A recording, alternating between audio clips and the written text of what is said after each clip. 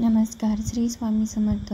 ओम देवे मा कुष्मांडाय नमः. आज नवरात्रीचा 5वा दिवस. आज 26 सप्टेंबर 2025 वार शुक्रवार.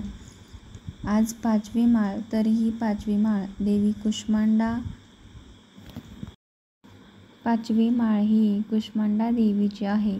कुष्मांडा देवी ही दुर्गा देवीची 4थी शक्ती असून तिच्या भव्य हास्याने ब्रह्मांड निर्माण झालं. कुष्मांडा देवीचा अर्थ थोडक्यात जाणून घेऊयात. तर कु म्हणजे थोडे, उष्मा म्हणजेच ऊर्जा आणि अंडा म्हणजेच ब्रह्मांड होय. या नावावरून देवीचं महत्त्व कळते की तिने तिच्या ऊर्जेने विश्वाची निर्मिती केली आहे. ती अष्टभुजा असून तिच्या हातात बाण, चक्र, गदा, कमळ, अमृत कलश आणि सिद्धी निधींची माळ असते. तिचे वाहन सिंह असून तिची पूजा केल्याने सर्व रोग आणि दोष नष्ट होतात. कुष्मांडा देवी ही सहज प्रसन्न होऊन भक्तांना आशीर्वाद देत असते. आजचा शुभ रंग आहे हिरवा.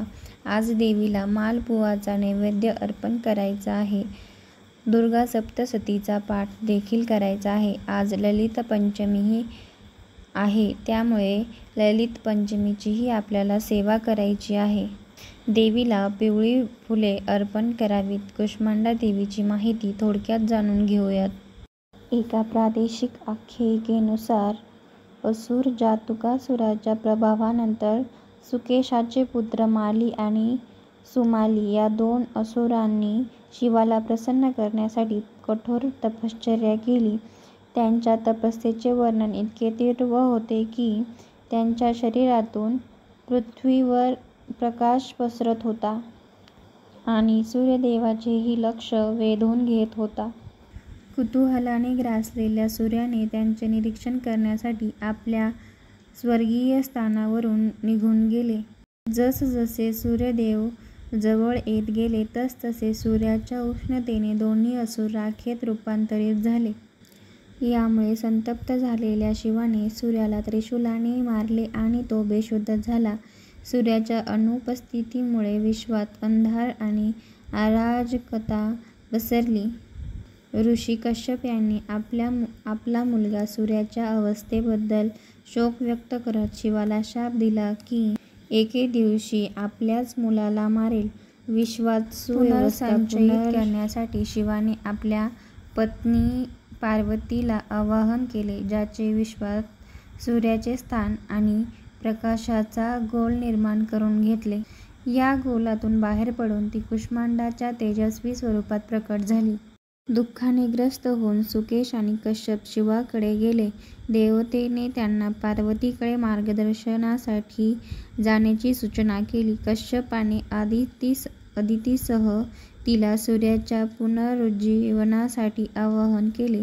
पार्वतीने 2 भांडे बाहेर काढली. त्यापैकी एक कश्यपाने आपल्या तपस्वी शक्तीने रक्ताने भरले तर दुसरे अमृताने भरले. तिने कश्यपाला सूर्याला मिश्रण देण्यास सांगितले आणि त्याला पुनरुज्जीवन दिले. कृतज्ञता म्हणून कश्यपाने पार्वतीला आशीर्वाद दिला की तिला देवतांमध्ये सर्वात श्रेष्ठ मुलगा होईल. सुकेश आणि त्याची पत्नी देववती यांनी पार्वतीला त्यांचे पुत्र माली आणि सुमाली यांची राख भेट म्हणून दिली. पार्वतीने देववतीच्या गर्भाशयात एक अंड ठेवलं ज्यापासून तिच्या असुर संततीचा पुनर्जन्म झाला.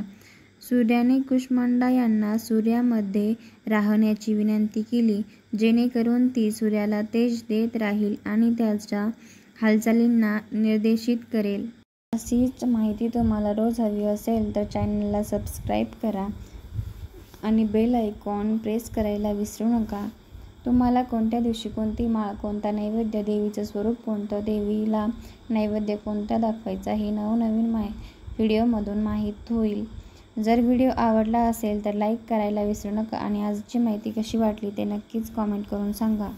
ओम देवे मा कुष्मांडाय नमः आणि श्री स्वामी समर्थ लिहायला विसरू नका. तर भेटूयात नवीन व्हिडिओमध्ये. तोपर्यंत धन्यवाद.